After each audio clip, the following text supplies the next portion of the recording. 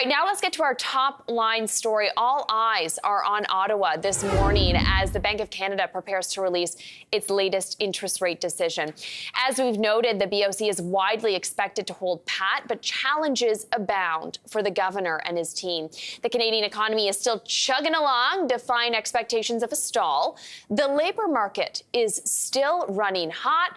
And there are indications that housing prices, have bottomed. Add to that global banking turmoil, and there is a lot for the BOC to unpack today. Let's get a preview with Karl Berger, Senior Wealth Consultant and Director at Cidel Asset Management. Karl, thank you so much for joining us this morning. Thanks for having me. All right, let's start. You know, they are expected to hold today, but they are in a tough spot because, as I noted, the economy is supposed to be stalling by now, but it's actually proving quite resilient. So how does that impact the rate path and the thinking of the BOC? So what's wrong with the economy not stalling? What's wrong with things not slowing down? Right. What's wrong with people not being put out of work?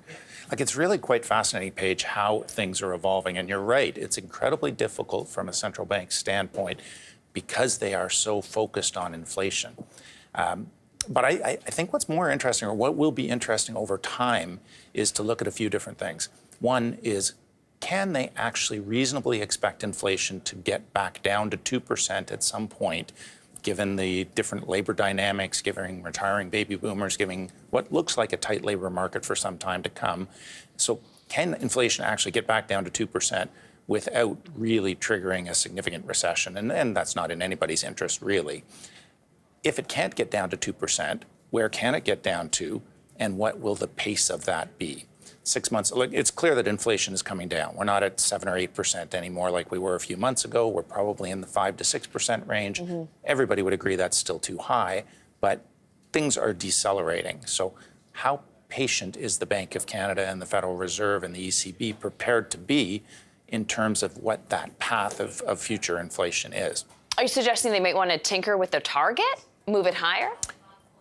I don't know that that would be inappropriate. I'm not advocating for, being comfortable with 3.5% or 4% inflation. But I think it might very well take longer to get down to 2% than anybody would like. And so there's an awful lot of different things that play into where we're going over the course of the next 6, 12, and 18 months. I think everybody's pretty clear that we're not going to move today. I think, with all apologies to the Bank of Canada, what happens in the U.S. today with CPI is probably more important and more likely to move the markets. But we're in a fascinating spot, and it's not an easy task for central bankers. There's no question about that. We talked about some of the big factors that go into this. Of course, you mentioned the jobs market still very hot, unemployment near record low, tons of vacancies still. We're seeing wage growth. There's some indications that home prices are bottoming. Are you seeing any cracks in the Canadian economy that you're keeping a close eye on? Yeah, I wouldn't call them cracks, but wage growth is decelerating a little bit. Housing, yes, it hasn't fallen off a cliff the way some people might have thought it would, but it also isn't like we're not in February 2022 at this point. There's nowhere near that much. It's not that robust. There's still lots of uncertainty, I think, about how higher interest rates, or how interest rates where they are now, significantly higher than they were a year ago, are going to impact the economy going forward. There's an awful lot of people that still have mortgages that they signed 2, 3, 4 years ago where the rate increase hasn't affected them yet. That will happen over time, gradually.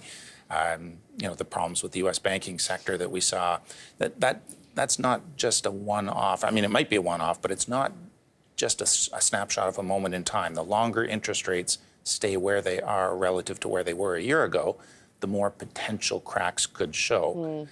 Everything that's happened in the banking sector, like loan growth, is going to slow. So all of that should serve to further dampen the economy. The question is how much, and will it be quick enough? Let's dwell on the turmoil in the banking sector. The last rate decision by the BOC happened just 2 days before the collapse of Silicon Valley Bank, followed by Signature Bank, and then Credit Suisse collapsing into the arms of UBS.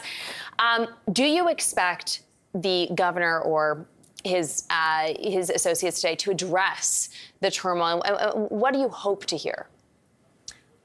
I hope to hear steady as she goes. I hope to hear a degree of patience, a degree of satisfaction would be the wrong word, but I think they should be happy with where we're at this point. You know, as we said off the top, the fact that we haven't fallen off a cliff, the fact that the economy still looks robust, the fact that people are still employed, the fact that wages are solid and not growing at a ridiculous pace anymore.